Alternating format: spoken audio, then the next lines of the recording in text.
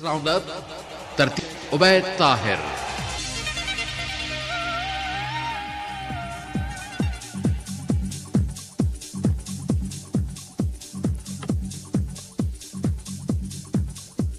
अस्सलामुअलैकुम वरहमतुल्लाहि वबरकातुहू। मैं हिशाम हूँ और साथी उबैद ताहिर की अदम मौजूदगी में मैं आपके लिए लेके आया हूँ इस वक्त स्पोर्ट्स राउंड अप।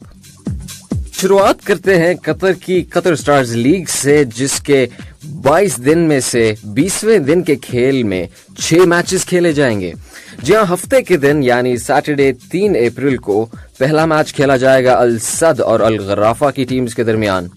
वाज़ेह है कि इस लीग की अब तक की रैंकिंग्स के मुताबिक अल सद की टीम 51 पॉइंट्स के साथ रैंकिंग टेबल पर पहले नंबर पे है और उन्होंने अपने आखिरी 5 मैचेस में से 4 जीते हैं और 1 का नतीजा ड्रॉ में रहा, जबकि अल गराफा की टीम इस वक्त सिर्फ 30 पॉइंट्स के साथ 5वें नंबर पे है, जो कि अपने आखिरी 5 मैचेस में से सिर्फ 1 जीती है और 4 हार चुकी है। अल सद की टीम अब तक इस लीग में न सिर्फ कोई मैच हारी है, बल्कि ये पिछले साल के अमीरी कप के चैंपियंस भी हैं। रैंकिंग टेबल्स पे दूसरे नंबर पे आने वाली दुहेल की टीम का मुकाबला होगा इसी दिन अल अरबी टीम के साथ। दुहेल की टीम भी अपने आखिरी 5 मैच में से 4 मैचेस जीते हैं और 1 मैच का रिजल्ट ड्रॉ रहा, जबकि अल अरबी की टीम अपने पिछले 5 मैचेस में से 2 जीती, 2 हारी और 1 ड्रॉ कर पाए। याद रहे कि इस साल के अमीरी कप का फाइनल मई की 14 तारीख को अल सद के स्टेडियम यानी अल सद के होम ग्राउंड में ही खेला जाएगा। ये अमीरी कप का 49th एडिशन होगा और अब तक अल सद की टीम 16 मरतबा इस कप के चैंपियंस होने का टाइटल अपने नाम कर चुकी है और उनकी इस साल की अब तक की परफॉर्मेंस को देखकर भी यही लगता है कि इस साल भी ये टाइटल अपने नाम करने के लिए पूरी तैयारी में है। कतर की ही एक और बड़ी खबर ये है कि फीफा अरब कप 2021 इस साल पहली मरतबा कतर में खेला जाएगा। साल के आखिरी महीने में होने वाले इस कप का फाइनल मैच 18 दिसंबर यानी कि कतर के नेशनल डे और फीफा वर्ल्ड कप 2022 के फाइनल से ठीक 1 साल पहले खेला जाएगा। इस कप में टोटल 22 मुल्कों की टीम्स हिस्सा लेंगी और इसका पहला मैच 1 दिसंबर को खेला जाएगा। इन 22 टीम्स में से फीफा की दिसंबर 2021 की रैंकिंग्स के मुताबिक पहली 10 टीम्स डायरेक्टली ग्रुप स्टेजेस के लिए क्वालिफाई कर जाएंगी, जबकि बकिया 12 टीम्स को क्वालिफायर्स खेलना होंगे, जिनमें से सिर्फ 6 टीम्स ही आगे जा सकेंगी।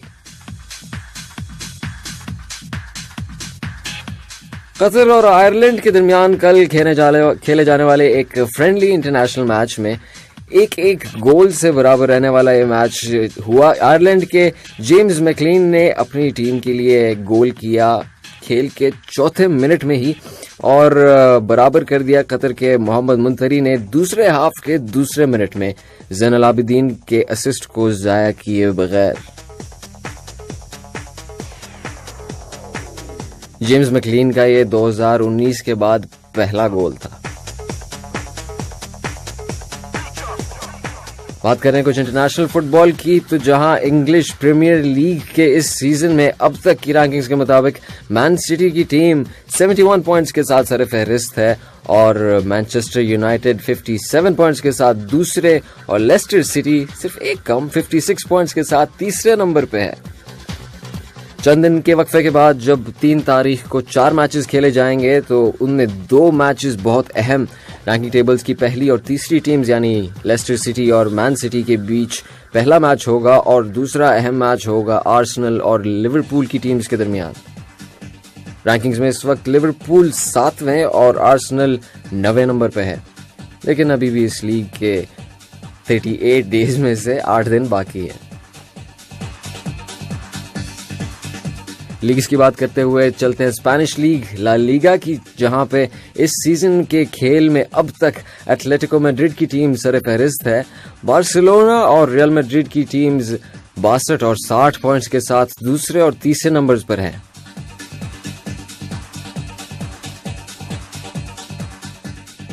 और यूएफा चैंपियंस लीग अब अपने क्वार्टर फाइनल्स के मरहले में दाखिल हो चुकी है, जहां पहला क्वार्टर फाइनल ज़िनेदीन ज़िदान की रियल मैड्रिड और क्लॉप की लिवरपूल के दरमियान आइंदा ट्यूसडे को खेला जाएगा। ग्रुप स्टेजेस में खेले जाने वाले मैचेस में लिवरपूल 4 मैचेस जीती है और 1 ही हारी, जबकि ज़िदान की रियल मैड्रिड अब तक 2 हारी और 3 मैचेस जीती है।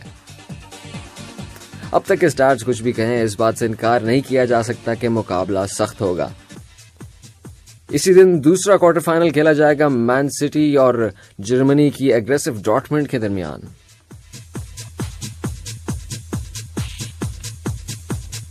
अब बात करते हैं कुछ क्रिकेट की दुनिया की, जहां कल एक खासा ड्रामाई मैच न्यूजीलैंड और बांग्लादेश के दरमियान खेला गया, जहां न्यूजीलैंड के शहर नेपियर में खेले जाने वाले 3 मैचेस की सीरीज के दूसरे T20 मैच में कल न्यूजीलैंड ने जीत के लिए पहले बैटिंग करते हुए 20 ओवर्स की बजाय सिर्फ बारिश की वजह से 17.5 ओवर्स में 173 रन बनाए और सिर्फ 5 विकेटें गंवाई। ग्लेन फिलिप्स उनके टॉप स्कोरर रहे और मैच के बाद वो मैन ऑफ द मैच भी करार पाए। फिलिप्स ने 2 छक्कों और 5 चौकों की मदद से सिर्फ 31 बॉल्स में 58 रन का कंट्रीब्यूशन दिया और वो आखिर तक अपनी विकेट बचाने में कामयाब रहे। डैरिल मिचेल ने उनके साथ देते हुए सिर्फ 16 बॉल्स में 6 चौकों की मदद से 34 रन बना डाले। और जवाब में जब बांग्लादेश की टीम मैदान में आई तो कैप्टन महमूदुल्लाह के बकौल कुछ कंफ्यूजन का शिकार इस तरह रही कि उन्हें फाइनल DLS टारगेट, यानी जो बारिश के बाद टारगेट रिवाइज किया गया, उसका पता नहीं था, क्योंकि स्कोर बोर्ड पे वो चेंज होता रहा। अपनी जवाबी इनिंग्स की जब वो पहली 9 बॉल्स खेल चुके थे, यानी 9 डिलीवरीज खेल चुके थे, तब तक ओपनिंग बैट्समैन को यही लगा कि उनका टारगेट 148 रन टू विन है। तब इमरजेंसी में खेल को 15 मिनट के लिए रोका गया, जिसमें मैच रेफरी ने जाके रिवाइज किया DLS का टारगेट और आके बताया कि अब टोटल ओवर्स होंगे 16 और टारगेट होगा 171। फिर बांग्लादेश के बैट्समैन सोमिया सरकार ने धुआंधार बैटिंग करते हुए 3 छक्के और 5 चौकों की मदद से 27 बॉल्स में 57 रन बना दिए और कीवी कैप्टन सऊदी की बॉल पर लॉन्ग ऑन पर मिलने को अपना कैच पकड़ा दिया और पवेलियन लौटे। और यहां से ही बांग्लादेश की पोजीशन कुछ कमजोर हुई और 16 ओवर्स के आखिर तक वो सिर्फ 142 रन बना सके। इस तरह मेजबान न्यूजीलैंड ने 3 मैचेस की ये T20 सीरीज भी अपने नाम कर ली। इस जीत के बाद न्यूजीलैंड की ये भी अचीवमेंट सामने आई कि वो इस पूरे सीजन अपनी कोई भी सीरीज नहीं हारे। वेस्ट इंडीज और पाकिस्तान के खिलाफ वो टेस्ट और T20s, ऑस्ट्रेलिया के खिलाफ T20 सीरीज और अब बांग्लादेश के खिलाफ वनडे इंटरनेशनल्स और T20 इंटरनेशनल्स की सीरीज अपने नाम करने में कामयाब हुए।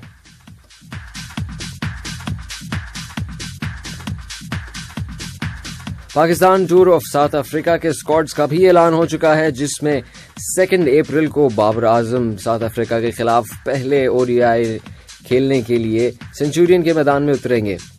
इस टूर में 3 वनडे इंटरनेशनल्स और 4 T20 इंटरनेशनल्स खेले जाएंगे। याद रहे कि पाकिस्तान और साउथ अफ्रीका जब पिछले 5 मैचेस में आमने सामने आए तो साउथ अफ्रीका के नाम रहे 3 और पाकिस्तान 2 मैचेस अपने नाम कर सका। 2019 में खेले गए मैचेस के बाद ये दोनों टीम्स भरपूर कॉन्फिडेंस के साथ एक दूसरे का मुकाबला करने के लिए बेताब है।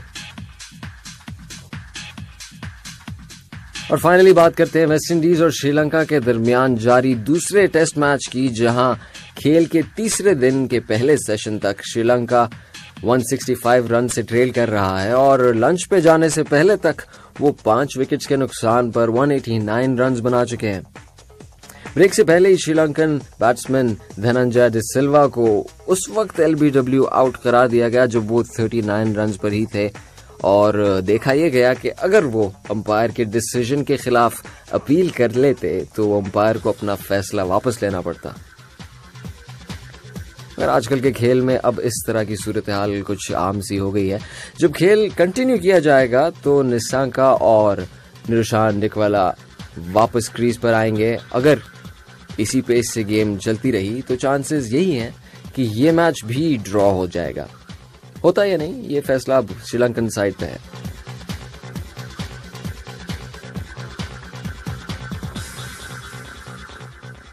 और जनाब फीफा वर्ल्ड कप 2022 के क्वालिफायर्स में एक बड़ा वन साइडेड मैच कल सामने आया जापान और मंगोलिया के दरमियान, जिसमें जापान ने अपनी हिस्ट्री की सेकंड बिगेस्ट विन रिकॉर्ड कराई। ये जीत इस तरह सामने आई कि उन्होंने 1 नहीं 2 नहीं 10 भी नहीं बल्कि मंगोलिया की टीम के खिलाफ 14 गोल स्कोर किए और उनकी एक ना चलने दी। उनके एक स्ट्राइकर योया ओसाको ने गोल्स की हैट्रिक स्कोर कर डाली, जबकि दीगर 3 खिलाड़ियों ने 2-2 गोल स्कोर किए और 3 और खिलाड़ियों ने 1-1 गोल स्कोर किया। इस जीत के बाद अब जापान अगर 3 जून को म्यांमार की टीम को भी हरा दे तो वो फीफा वर्ल्ड कप 2022 के एशियाज क्वालिफाइंग टूर्नामेंट के अगले मरहले में अपनी जगह पक्की कर लेगा। इससे पहले जापान ने 1967 में फिलीपींस के खिलाफ 16 गोल्स किए थे और यही उनका रिकॉर्ड रहा था 16-0 का। इसके साथ ही स्पोर्ट्स राउंड अप से अपने मेजबान हिशाम को दीजिए इजाजत। अल्लाह ने के बाम। Round up